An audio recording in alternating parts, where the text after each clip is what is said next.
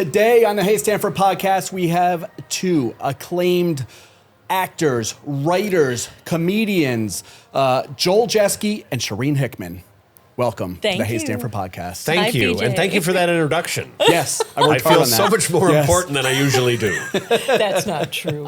Yes, I'm most important to me, aren't I? Yes. Now, looking at you, people may not recognize you, specifically Joel, but you've worked here at the Stanford Town Center for a little bit behind the scenes. Yes, I am, not to shatter anyone's holiday illusion, but I play, during the Christmas season, the infamous Phineous Flywheel, Santa's toy maker, at the Holiday Wish Express. One of our favorite characters here at the Wish. Is it really? Yeah. Oh my goodness, I have People a fan come base. into the store afterwards and they tell me about their experiences with Phineas Flywheel. It's Really? amazing. Where is that guy?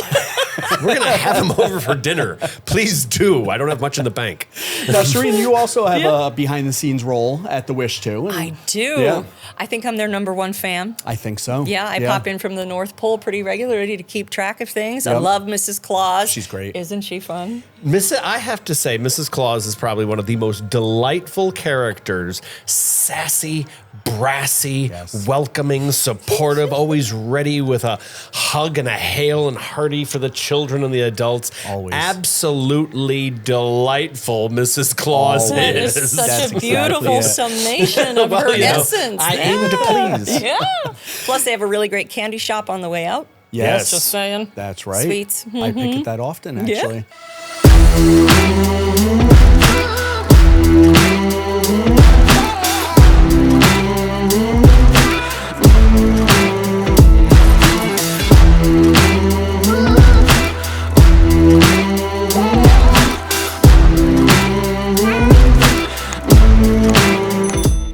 The holidays are here, and it's time to start planning your perfect holiday celebration before calendars fill up. Whether you're organizing a sophisticated corporate event or a festive social gathering, Sarah Fresca at the IC is your go-to destination for unforgettable holiday parties. From elegant ambiance to exceptional service, they'll bring your vision to life. Dates are booking fast, so don't wait. Secure yours today and make this year's holiday celebration one to remember at Sarah Fresca at the IC. Visit sarahfrescaic.com, mention Hey Stanford, and book your holiday party today. Hey Stanford is your #1 resource for all things local. And if you're tuning into this podcast, I'm guessing the city of Stamford holds a special place in your heart. So if you want to rep the city of Stamford, Hey Stanford, the store is where it's at. We make comfy, stylish hoodies and tees inspired by our city. Perfect for anyone who wants to rep Stanford while keeping it local. Hey Stanford, the store is your go-to for local goods, gifts, apparels, and more. Stop by in person at the Stanford Town Center or shop online at heystanford.com. Your one-stop spot to support local and look great doing it. I want to talk about the Holiday Wish, but I want to talk about you guys specifically as actors, writers, comedians, everything that you do that brought you to the Holiday Wish. It's a lot to get out there, I think. It was a very long journey. And we're still on it. Thank you. And now you guys work together at the Wish, but you guys have known each other for some time now. 15 years now. What? Wow. What? I know. We've It's been aged. that long? Gracefully. My goodness. Yes. Well, first of all, is that Shireen and I are a little on the eclectic side when it comes to the entertainment, to the entertainment industry. I originally was a comedy writer and a comedy improviser in Chicago. And then weirdly enough, I ended up going to clown college. Wow. For Ringling Bros and Barnum and Bailey, toured with The Greatest Show on Earth for 4 years, settled in New York, and I have been a professional clown for 25 years. Is that right? Wow. What brought you to clown college? What brought me to clown college? The B12 crosstown bus. No, I'm kidding. No, but it's like one of those things, you know, when you go, and this happens a lot, especially when I talk to young people who get involved in the performing arts. You go to a ballet, you go to an opera, you go to a musical, and the kid is like, I want to do that. And so at the age of 12, I went to the circus, saw a clown do an individual trick that blew my mind, And I was just like, I want to know how to do that. And I found out on the program, Ringling had a school where you actually could learn to be a circus clown. Now, at 12 years old, in the middle of it, Illinois, that's not exactly the career path most parents want you to take. Right. So I kind of forestalled it a little bit once I got out on my own and was working in Chicago as a comedy writer. A lot of people were like, your sensibility really is broad and really is clowny. You should think about going to this place. So I auditioned 6 times. Wow. And the year I got in, 27,000 people applied to go to clown college that year. 27,000. And they took 32. Wow. That wanted to be clowns. Yes, that one, and it is truly, when you go to a place like that and you're surrounded by literally any funny idea you have, there's an entire team of people saying, we're going to create it for you. Even then, it was truly magical then to just simply tour with a 3-ring circus. Right. Not only... Talk about the train. Of course, yes. Speaking, because there's a connection there between the Holiday Wish and the circus train. There is. That was the thing. For 4 years, I toured America on a train.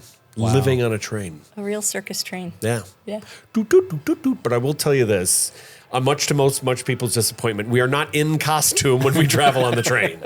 We look very much ourselves, because the train would pull into a town and everyone's like, oh my gosh, the circus train. And they all run out there and we'd be like, hi, how you doing? And they're like, oh.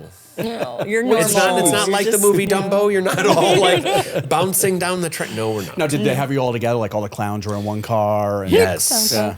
They had, the 2 things they had to do was because the act people, the people who are hired and, directly to Ringling Brothers are the clowns and the dancers.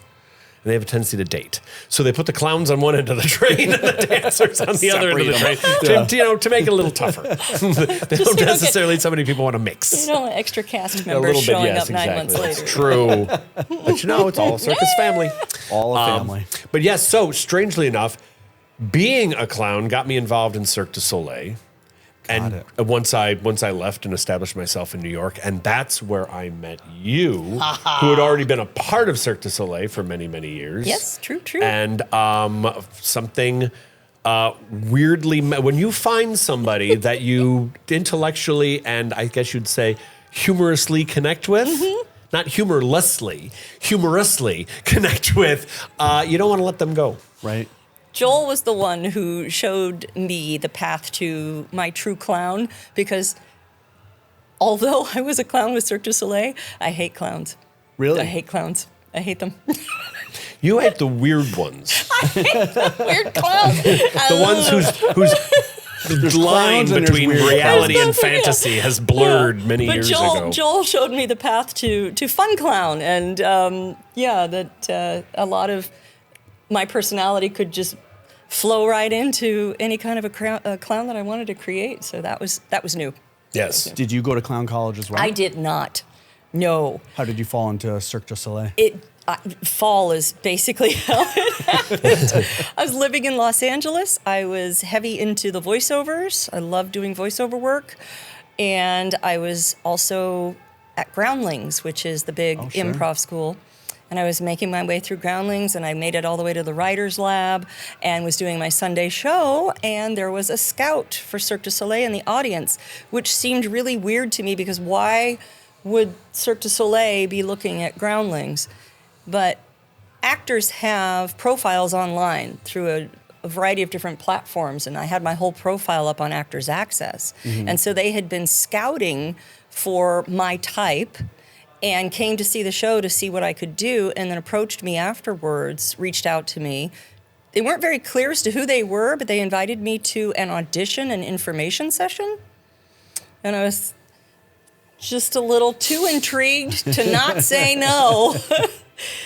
So I went, and it was crazy and insane, and I walked out 3 hours later going, wow, that was the most fascinating free 3-hour workshop into the mind of Cirque du Soleil I will ever experience. Then I got a call back. So I end up in this massive warehouse in downtown LA for the callback. I walk in, the first thing I see is the wheel of death, which is the double wheel. Yep. And I'm just, everything in me is like, what are you doing here? And they reached out a hand and escorted you to the apparatus. The gal with the clipboard comes around. She looks at me, really gives me the up and down, and she's like, clown. I was like, yeah. She's like, in the back. I'm like, thank God. Okay. So I went in the back. I think there were 82 of us at the start of the day. They did 4 or 5 cuts. And if you heard your number, it was get your stuff, don't stop to say goodbye, out the door, thank you so much. Wow. At the end of the first day, there were 6 of us remaining. Wow. And I'm not sure what the age range on the podcast is, so I won't tell the whole story. But I wasn't sure I was going to continue. Because at the end of that first day, when I was thoroughly spent and exhausted, but also exhilarated, our one of the casting individuals came up and said, we think you are perfect for the role of Easy, huh? And I was like, I'm sorry, what? He says, English, please. Yeah, you are perfect for the role of Easy. We see you tomorrow. Oh, she is topless, okay? And I'm sorry. I know I'm tired, but did you say topless? Cirque du Soleil has a need for topless clowns. This is a scam. This is a sham. What is this? Can't be. This can't be. And I went back. Well, first of all, I go out into the parking lot and I get into the car and I just cry because I'm absolutely spent. It was intense, full 8 hours, just intense, doing everything at the top of your game, trying to be the very best version of what they need. And to come off of that, being told this is what they're looking at you for, and I'm thinking, what? Thrilled to make the cut to 6, and then you learn this. Yeah. So I got there and I called my sister first. Of course, she's a Sunday school teacher, and she's like, well, I'll support you, but I won't come see it. Okay. You can save the cast photos for Christmas. So I call my dad, and he's like, go for it. Pumpkin, your mom and I used to go to those cabarets over in Europe all the time. And I'm thinking, Dad, did you hear what I said? Go for it, kid. I was like, okay. Mind you, I'm 37 at this point. Yep. Right? So it's one of those weird things where when I stopped to realize how old I was when I started a new career, it's never too late, and if you're open, who knows where your dreams can take you. I absolutely didn't expect that. So to wrap this up, I went back the next day. They had invited 2 more people, so there were 8 of us. At the end of that 8-hour day, there were 3 of us. And the 3 of us, they brought out to Vegas, and we each had 1 hour on stage to do what we could do, and then we all were sent home. And a few weeks later, I had the offer. So I packed up my little apartment in LA and moved to Vegas, baby. Vegas, yeah. Wow. And that was the first of 3 Cirque shows that I did. Wow. Yeah. What was each Cirque show has a different theme. What was the... Yeah, so the first one, obviously, Zumanity, and that was 18 and over, and it was very Moulin Rouge cabaret style, very sassy and salty and fun. And the second one was Banana Spiel, where I met Joel. Yes. That was the point of that one was supposed to be like a over-the-top, out-of-control vaudeville show, where like the producer had lost control of the company, and it was like that. When you think of like vaudeville, you kind of think like chaos of dog acts and jugglers and acrobats flying through the air and people spinning plates like the old Ed Sullivan Show, and so that's where I live. Yeah. So that's so true. That was the theme of that one, and then you were the third one you did was the third one was Amaluna. Amaluna. And that one was on tour. So I got to experience a lot of the different show types. So the first one was a resident show, which was the Zumanity. Then Banana Spiel, we were supposed to be touring the historic theaters. And we around, but we were North mostly America. in New York for that one. Yeah, and we became the poster children of what not to do. That's true. And we moved on from that. And then Amaluna was the big top tent, and they had brought in a Broadway director, Diane Paulus, and we took the big top out on the road, and that was really lovely. I feel that I love the big top and the ring the most. Yeah. Oh, that's great. Even though I'm back in theater, I still love that the most. Yeah. Were there acrobatics involved? Like, were you involved in any of that, or were you Well, I just tried to not get hit. Yeah. So Well, Did you have to do the death wheel? yeah, there you go. I could do it once. The thing on Ringling Brothers is clown college was literally like boot camp. Right. So they try to cram as many circus skills into you as possible, and at the same time, you didn't really learn or master a skill until you actually got on the road. And so by the time I left, because I also, when I came to New York, I then started working with Big Apple Circus. Got it. And so there was one time that a director of Big Apple was like, Joel, can you write down everything you know how to do? And so I was like, okay, I can juggle, I can walk on stilts, I can walk in a rolling globe, I can bounce on. I'm just like, suddenly I'm just like, you don't acknowledge how Right. much you actually really know how to do until somebody asks you to do it. And My particular favorite is him balancing a entire wooden picnic table on his chin. there you go. That's a skill Well, I set would like not to see many. that, actually, one So day. You know what? Yeah. Stop by the Wish this year, and Phineas Flywheel will be balancing various things on his face. He always does that. But something came to mind, and I wanted to point it out. Why it's so interesting to me that Shireen and I have specifically circus experience is that separate from when you are an actor, say, on film and television or on stage, that's very much like you are a person very much, on your own. You're on stage, you're in front of the camera or whatever. Circus performers have to incorporate their entire environment around them all the time. Right. So I think it was put to me best when I found myself as one of my holiday characters, but I was in the middle of a children's ward at a hospital. Now, I could have, not to diss actors, which is so easy, but not to diss Control yourself. actors. Don't do it. Don't do but it. whereas an actor would sit there and be like focused primarily on the character, what I realized in that children's ward was that I was there to represent relief and escape. I was to get everybody out of their head. Yep. And I am Christmas coming into this environment. Right. So I had to, through how I spoke, through how I acted, how I interacted, I had to literally almost try to paint an environment with the props that I had and all like that. So they really felt like they had interacted with Christmas. Yep. And the same is true very much with all the performers that you're at the Holiday Wish. You're not just talking or visiting with someone who is a costume.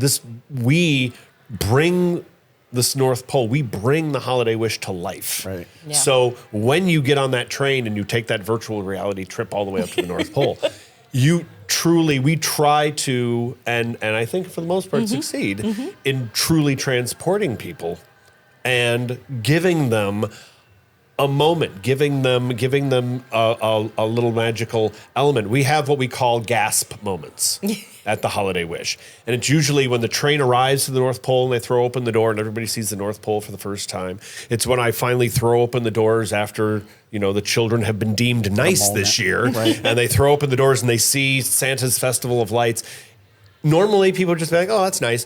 But how the environment and we interact with everybody and how everybody gets involved when they're at the Wish, it's really at a transformative moment for everybody. And you really see the excitement. One thing I like to do, and maybe I don't think it's mean, is I like to what I call the weep factor.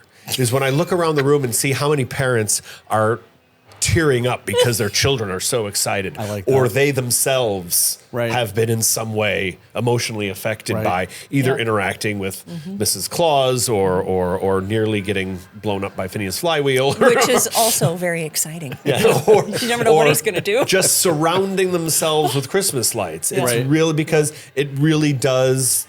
It really does get to a very deep emotional. It really does. When you swing open those doors. And you see that light tunnel in there, in that other room. It's such a moment in there. Yeah. I think those kids remember that. Yeah. I think the adults do too. It's magical for everyone. Right. If we could facilitate, which the Holiday Wish has done, leaps and bounds, this alternate existence, this otherworldly environment where you can just pop in and be somewhere else for a minute and just let yourself be there and enjoy it. And Mrs. Claus has told me many stories of connecting one-on-one with the children, connecting one-on-one with the adults. And as much as I have heard the stories and seen the kids who just fall in love with the environment, fall in love with the character, I think Mrs. Claus falls in love with each one of them too. And so special. It's so very special. It's a connection, and everyone is different, and each one is unique, and they stay with her. And that's what keeps her coming back to the Holiday Wish. Just making these memories. And when Phineous Flywheel introduces the Toyminator 3000, which is the nerve center, the computer hub the dads go crazy of the toy workshop. It's always interesting to me when I address an adult. And I'm like, what do you want for Christmas? And they look at me and they're like, keep gesturing towards their child. Like, I know what they want for Christmas. I'm asking you, what do you want for Christmas? And sometimes they really have to, and they're just like, they don't expect it. Cuisinart. I was like, all right, let me see what I can do. But just in case anybody needs to know, and no one's feeling necessarily in the holiday spirit this year, take it from Phineous Flywheel. There is a bolt in the back of everyone's head that if you tighten, it raises your holiday spirit. Just not too much, because if you tighten it too much, your eyes will cross. Yeah. So but then you get to see twice as much fun. There you go. You need that balance. And don't worry if the naughty and nice indicator goes, the red light goes off every once in a while. Sometimes there's a bug in the system. We're working on that. Or, people have an opportunity in which to alter and to change in the moment. Get themselves on a correct path. Very much There's so. always time for that. If they visit early enough, that comes on. They have time to fix then they it. come again. They're like, wait, I got something to say. Yes. Suddenly it's working. And the thing is, too, one also is that, because we do give you the opportunity to write to Santa Claus. Absolutely, and do so. Adults too, please. Sometimes, and the thing is that we very much make it a point, because we have a mailbox there. We very much make it a point to make sure the children see that their letter actually goes into the mailbox. Right. Because there's one thing, and this is ultimately something I share, which is a message from Santa Claus to parents and children. And that is that my camera? And that is that once a child sends their letter to Santa, the ultimate, because the children have been working so hard all year, the ultimate promise from Santa Claus, regardless of what they ask for, is that there will be a special box marked "From Santa" from under Santa. the tree on Christmas, on whatever day they open their gifts, Christmas Eve, Christmas Day, or whenever. It's just something that Santa wants all parents to know. All parents to know. For the season this year, is that there should be that one box from Santa under the tree. Yes. That's very special. Subtle. And Mrs. Claus will make sure that each and every letter gets read. Oh, good. Mm-hmm. Before the Holiday Wish, when I would write my letters to Santa growing up, my mom assured me that they would get to Santa. Yeah.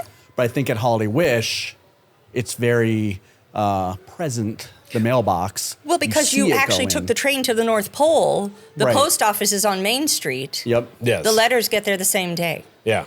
So there's not much you can. Expeditious. Right. Yes.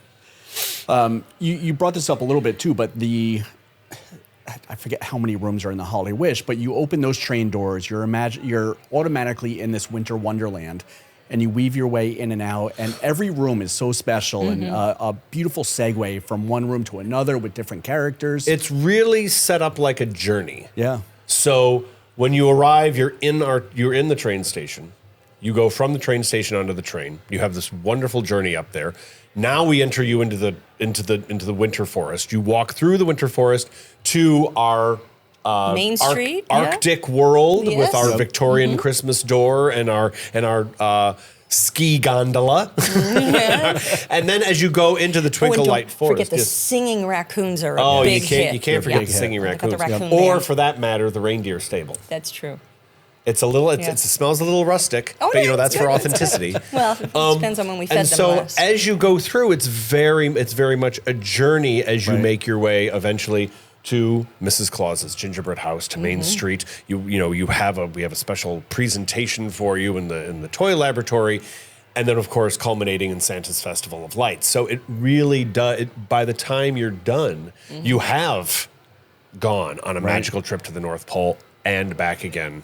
And speaking of the magic of the North Pole, sometimes that gets rearranged. So if you come back every year, you might notice some things are a little different. I don't remember seeing this before. What's this new bit of There are always new stores opening on Main Street. And we suggest you take a look. I think Toy World is coming back I again don't know, this sometimes year. there might be a gazebo, there could be a gingerbread house. You never know what to expect. And It's the largest always collection changing. of nutcrackers I mean, that's on the so East amazing. Coast. Has to be. So amazing. It's got to be in Ripley's Believe It The or East Not. Coast to of the be. North Pole. The East Coast and yes, sorry about that. Excuse me. I think Geography was never a Cracking strong nuts point. right now. Let's get it right. We're in the they North didn't Pole. teach geography in clown school. No. No, well, they did, but they always pointed the wrong. Other than taking a left at Albuquerque, you never need to know anything other than that. Just keep turning And Walla left, Walla, you'll be Washington. fine. There Those you are the go. two. Susquehanna. One of my favorite additions this year was the gingerbread house. It's such a special room in there. And it smells so It good. smells amazing. Ooh, thanks to Briarwood Candles for Yes. that. Yes. An Our little amazing elves. candle maker. Yeah. Yep. And Mrs. Claus hangs out there. Yeah.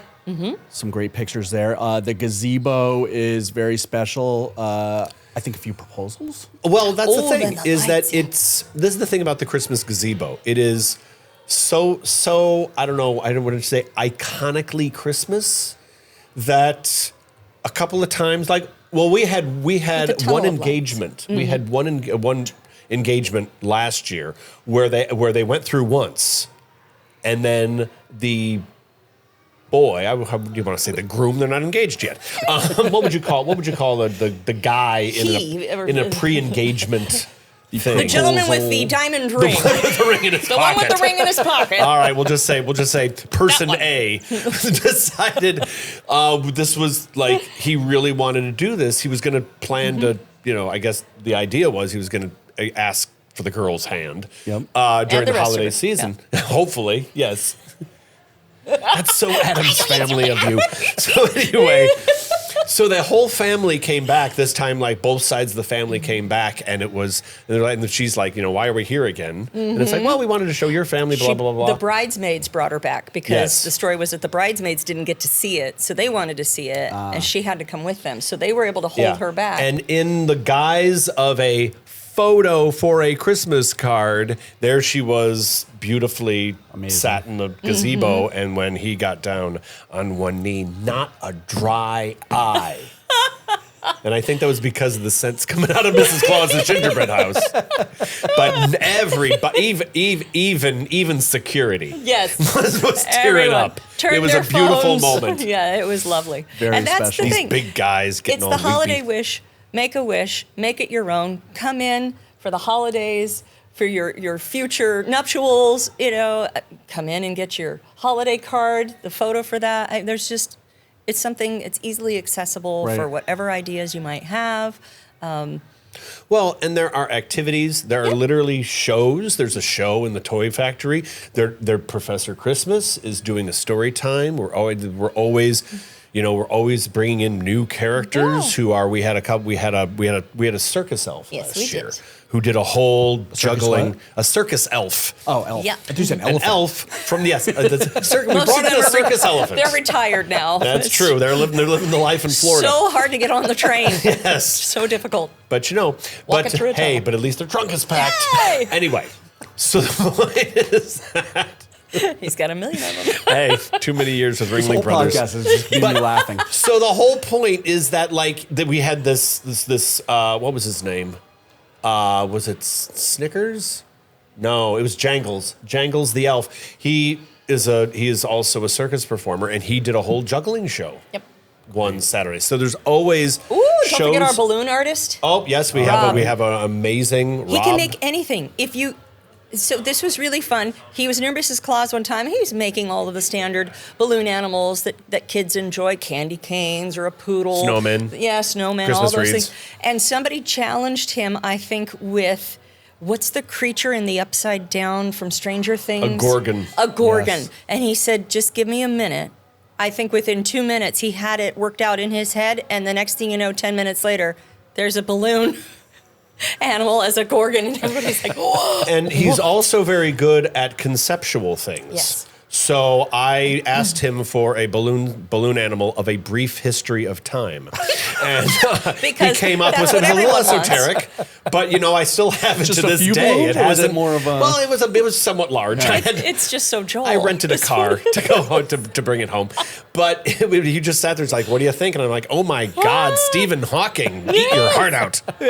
So every now and then he gets to come and spoil all of us at the Yes. Holiday Wish. That's great. Yeah. So it's one of these things that, at least because it's been around, we're going into our 4th year. Yeah. 4th year. Yeah. And I can honestly say there are families that have come every single year. And it's single wonderful year. to see, much like, say, a Santa Land on 34th Street in Macy's, where people take that as a family tradition.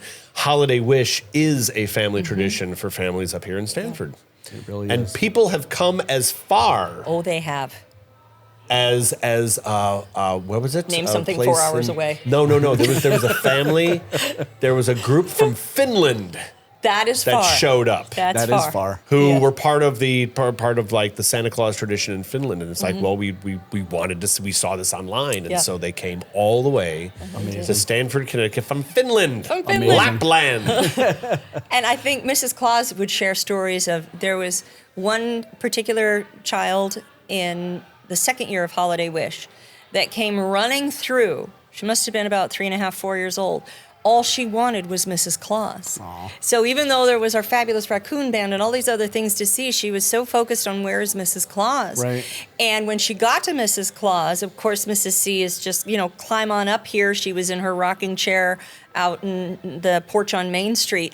And that child just settled into her chest and they just rocked. And Mrs. Claus was humming some of her favorite carols, and it was the adults saying, "Come on, we gotta go. There's people waiting." And Mrs. Claus just said, "You are free to roam around. We'll be right here when you're done."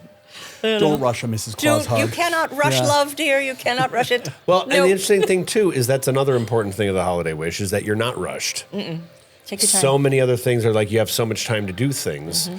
and it's like your visit with Mrs. Claus isn't, No. 30 No. seconds and then Take your move on. picture, leave. Yeah, Absolutely exactly. not. No, Mrs. Claus is accessible to all for as long as you might need her. And so we ask everyone that's waiting to see her to be patient because she'll give you just as much attention. Now, Phineas Flywheel, on the other hand, On the other hand, you wanna he's an run. efficiency expert. He rarely has time for people. He just- And usually he's got you're the- hanging, you're waiting for him to fix something. Yeah, he's got the because apron, something he's is got the broken, tools. and he's trying to get Yes. you on your way. He's very busy this one. Yes. Oh, don't get me started on What that does miserable preparation door. for Phineas Flywheel? Where does that come from? Where does the character come from? Is it? I assume elements from different parts of your career as clown and actor. Like, where'd you build that character from? Where did Phineas Flywheel come from? Your brain, your creative, beautiful brain. Well, I'll just say this, is that I love Christmas movies. And one that I watch every single year, and a little shout out to Disney, is Babes in Toyland. Yep. And the amazing comic actor Ed Wynn, I'm seriously dating myself,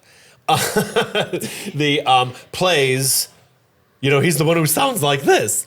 He plays the toy maker in that, and he of course is surrounded by all his eccentric machines. And so that type of I've been known to use an Ed Wynn voice in my Inspiration. inspiration, Yes. and at the same time, when you have a kind of clown view of the world and you don't necessarily do everything simply, you have a tendency to elaborate on a typical chore. Take it to places it's never gone before. That all of a sudden, when you just in your mind start building, well, what kind of world would what kind of world is the toy factory up in the North Pole?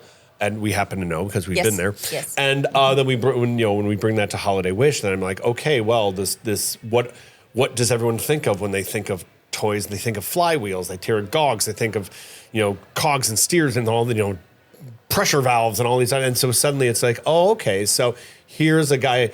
that, because Phineous Flywheel had a business partner. Oh. Archimedes Haywire. And Archimedes Haywire was famous for breaking things. So he would break it and Phineas would fix it. And that's how their company worked. It was a full service eccentric inventor corporation. So what you're witnessing here is the verbal process of what goes on. Right. He has an entire backstory and other folks who join in this history of each one of his characters. Well, because like It I rounds said, them out. we're bringing the entire, as a person and as the environment, we are creating an entire, you are truly taking an escape as a someone visiting, as a guest at Holiday Wish. This idea is to truly escape into this Christmas world. Yeah. And which is another reason why when you come, Main Street is a street. Yes. It is a street with stores. And Santa's Festival of Lights has so many lights. It's almost, I've seen children almost explode with excitement. Then we got to get the cleanup crew to come in and clean up another children blow up. The Haywire offspring come there through you with go. their shovels and their that's brooms. his cleanup crew. That's the crew. Called Scrub and Bucket Inc. It's really building excitement. It's really about the emotions of the holidays. Yeah. Wishes, joy, love, laughter, excitement. That's really And surprise. Right. Mrs. Claus. Yes, had I am a surprised every day I come into work. I am surprised too. Yeah. that they let me in. Yes. Well, funny thing about the North Pole, there's no locks on any of the doors. That's true. Well, we are a trusting people. But there was a gal, what she must have been about 9 or 10 last year, and Mrs. Claus told me the story, where she stood outside of Phineous Flywheel's doors that normally would open and everyone would exit, and she asked to come back through because she had gone to the gift shop and she had a gift for Mrs. Claus. Aw. She came backwards through the wish to deliver a gift to Mrs. Claus because this was how open her heart was and how beautiful this person, this little tiny person wrapped in magic, felt the need to give love back to someone who she saw giving love out. And so it's a reciprocal place, and it's just, magic is the best word I can think of, because that just warmed the heart. Her mission when she got to the end of the wish of the North Pole was to turn right back around and make sure that Mrs. Claus knew what it meant to her. So special. It was amazing. Yeah. You just never know. Children are so amazing. That's what gets me. Oh, Phineas didn't get anything. No. but- Mrs. Claus gets gifts, teddy bears, advent calendars full of chocolate. Phineas Flywheel gets bills and can you validate my parking? It's like, did you go over time? It's like, well, no, we just didn't. We thought it would be You're free. the one with that stamp? You're the one I need to go to? There you go. There you go. I should probably check my parking ticket That's right true. now. Well, I'm in the lot. Don't worry, I got it in my bag, so we'll get that taken care of before the podcast is over. Man, why does Mrs. Claus get all the love and Phineas gets the grief? Such a good question. The Holiday Wish sounds like something that should be open all year. Spread that love. Give Christmas that cheer. in July. Christmas in July. That's true. There you go. That's true. Once all you got to do is amp the air conditioning, it'll be fine. And everybody will come just to get out of the heat and humidity. I mean, those reindeer get fed every day. You're They telling do. me. They do. Yeah. Now Boy. they do get vacation in summer, so Yes, they do. yeah. Well, they got that corral out in the Hamptons. They do. They go clamming. You didn't know that clamming. little known fact They hit about the reindeer. beach. Yes. They like to clam. Hence They love to go hence the clamming. antlers. Yeah. Just So dig good dig for their head the into the hooves. sand. Yeah, little Yeah. mud bath. So nice and refreshing. Yeah. Who knew reindeer had such an appreciation for seafood? Oh, they do. It's shocking almost. Now, we're going to wrap up in just a few minutes, but Holiday Wish is quickly approaching. It Oh, my is. goodness, yes. Yep. We could say it's almost here. Okay, Yes. let's say it. It's Let's say almost it's here. almost here. What can people expect this year? Well, there may be a appearance of a certain special man in red Can't say more about that. Oh, Okay. Mrs. Claus was alluding Yes, to that. a little bit to that. But she's there, don't worry. There is an all new toy laboratory show that will happen. Of course, there's going to be changes to Santa's Festival of Lights. Yeah. Professor Christmas is going to have more storytelling shows. Let's not tell them interactive everything shows. because they need to come experience the holiday wish for themselves. Oh, but you know what they can look for is starting in August, check out Holiday Wish Express on Instagram and Facebook, because there's going to be a series of short films starring Phineas Flywheel and Mrs. Claus. And Now that is check exciting. them out, because That is some of them are going to be exciting. instructional, some of them are going to be telling about the new things in the Wish. So there's going to be quite a lead up to the opening in mid-November. We just hope that for those of you who have been to the Holiday Wish before, come on back. We love to see our families every year, no matter how old you get. And if you haven't been before, come on down. Very well said. I was trying to be very... Succinct and to the point. Thank you. was See, we perfect. finish each other's... Sentences. Thank you. So I wasn't hip to that at the moment. I paused and I was waiting. Yes, well, we I get was there looking for eye eventually. contact. Right. Because I can't like a look deer at in eye headlights. contact with the crowd. See, that's the thing. I can't This look is at you every time. I'm not quite sure where to look. Joel, Shireen, thank you very much for joining the Hey Stanford podcast. You guys are the best. Thank you so much. Thank you. This was Thank you. awesome. Thank you.